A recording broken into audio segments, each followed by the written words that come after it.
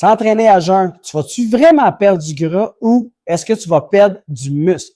Ça, là, c'est une question qu'on me pose très souvent.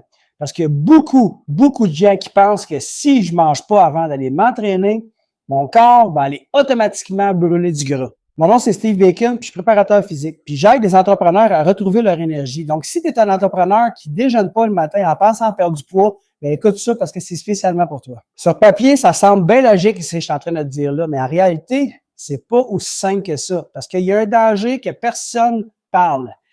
Tu sais, quand tu t'entraînes à jeun, surtout si tu n'as pas mangé depuis plusieurs heures, tu es en déficit calorique, oui, c'est vrai, mais ton stress est élevé, ton sommeil va être très mauvais, puis ton corps doit produire de l'énergie à partir de quelque chose. Puis quelque chose que les gens ne réalisent pas, c'est que si ton énergie qui est disponible n'est pas assez suffisante, il peut commencer à piger dans ses propres réserves. Ça inclut ta masse musculaire.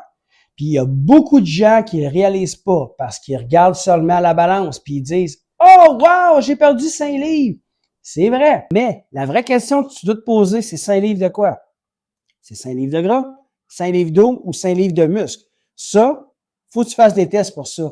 Parce que tu peux perdre du poids, ça ne veut pas automatiquement dire que tu vas perdre du gras. Tu sais, tu peux voir le chiffre sur la balance descendre, puis tout en perdant surtout du muscle. Puis ça devient très problématique.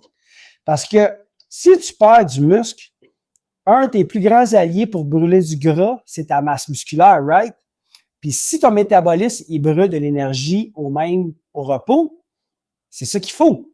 Mais ta stratégie pour maigrir te fait perdre du muscle, là, tu risques beaucoup de ralentir ton métabolisme, brûler moins de calories au quotidien, ça veut dire à rien faire, être plus fatigué, puis rendre ta perte de poids encore plus difficile que qu'est-ce que ça en est déjà là. Puis là, ça m'amène à vous dire que c'est pas parce que tu t'entraînes à jeun que ça veut dire automatiquement que tu vas perdre du gras.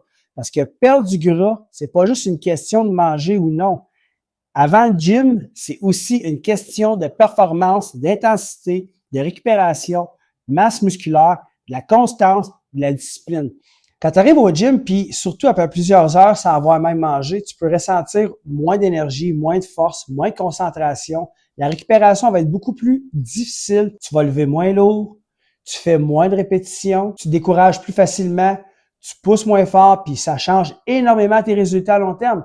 Parce que rappelle-toi, le but, c'est pas de brûler du gras pendant tes entraînements, c'est de bâtir un corps fort avec des muscles qui brûlent de l'énergie 24/7 à cause de ton métabolisme. Et ça, tout en t'entraînant à jeun, ça peut être très mauvais. Pour certaines personnes, ça peut fonctionner. Si tu fais de la marche, un cardio léger style zone 2, des petites séances peu intenses. Mais si on parle de la musculation, on va parler du CrossFit, du High Rocks, de la muscu à haute intensité, le carburant que tu utilises, c'est de l'avantage du glycogène. Donc, ça va t'empêcher de performer puis préserver tes muscles puis d'avoir une bonne récupération. Garde ton métabolisme fort. Je veux généralement arriver avec un minimum d'énergie disponible. Puis, tu sais, la réponse, c'est pas à jeun, c'est-tu bon, à jeun, c'est-tu mauvais. La vraie réponse, c'est ça dépend du type d'entraînement que tu vas faire, surtout le système d'énergie que tu vas utiliser. Dans l'épisode 2, je vais parler exactement des types d'énergie que tu vas prendre pour brûler du gras ou pas.